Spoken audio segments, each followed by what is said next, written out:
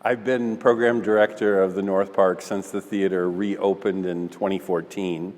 The theater itself, which is over 100 years old, went through an extensive restoration in 2013 and 2014, and I've been program director since we reopened. But I've actually been with the theater since 1993. I started off as a popcorn concessionist, so 30 years now I've been with the North Park. When we reopened in 2014, we were experimenting with a kids' movie concept. And by summer, we had decided to play Tonari no Totoro, My Neighbor Totoro, and it was a big hit. And that was followed by a number of the Studio Ghibli classics, including Howl's Moving Castle and Spirited Away. And we've been playing Japanese anime ever since. For me, Japanese animation was a gateway into Japanese culture. But once that gateway opens, you start to discover samurai films and Japanese literature and poetry. And I went off to college thinking that I was going to kind of focus on Japanese studies. So there's always been a kind of implicit bias in me to play Japanese films. But what really struck me about the Studio Ghibli films that we've shown, for example, is that we get the most diverse audience of any films that we play for those films. They speak to all ages. We'll have children here who are 6 years old. We will have adults here who are 96 years old. Every walk of life, every different profession.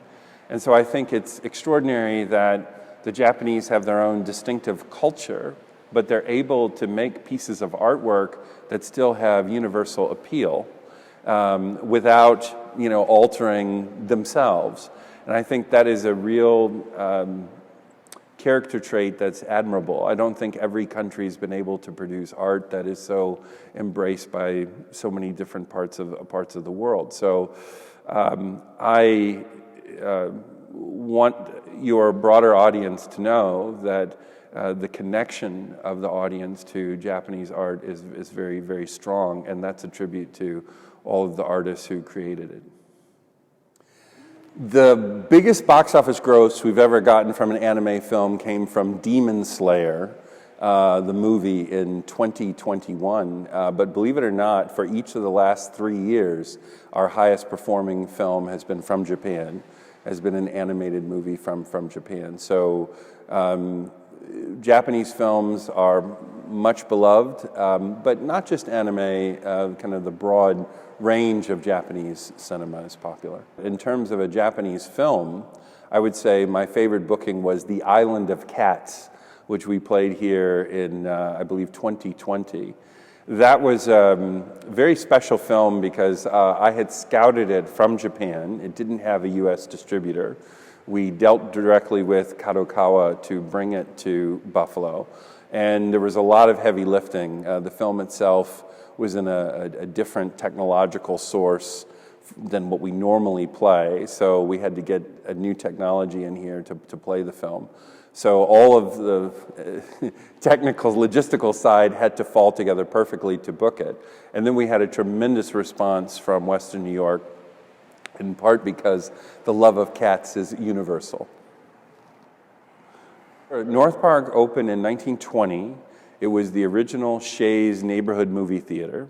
Michael Shea was someone who had made a lot of money in the vaudeville business in the early 20th century. And he could see that there was this new technology that was going to transform entertainment, the technology of film. And he began to open up incredibly beautiful theaters in the Buffalo area. In terms of the architecture, the architect of the building was a man named Henry Spann. And one of the things that really stands out about the architecture here is that we have a domed auditorium ceiling. And in the dome, we have a 5-panel mural that was painted by an artist named Raphael Beck. He's the artist associated with the 1901 Pan American Exhibition, which was held in Buffalo. In fact, he actually created the logo for the exposition. So it's really gorgeous art. He was very much interested in mythological themes. So he borrows from Greco-Roman mythology, and that's part of our ceiling. I remember as a 5-year-old boy coming here for the first time, looking up at the ceiling, and it reminded me of a big eye looking down at me, and I've been fascinated with this place ever since. My favorite part of the theater is the box office, because that's where I spend most of my time, and that's where a lot of the work of the theater gets done.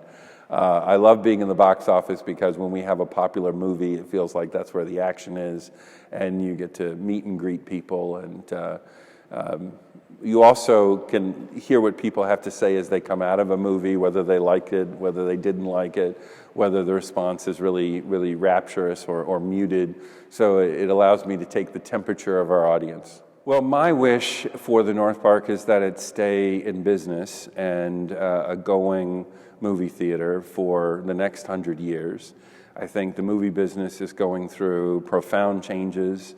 There's been profound changes in the last decade. It's going to continue to change. But I think there will always be an audience of people who want to come and experience the magic of the movies on the big screen.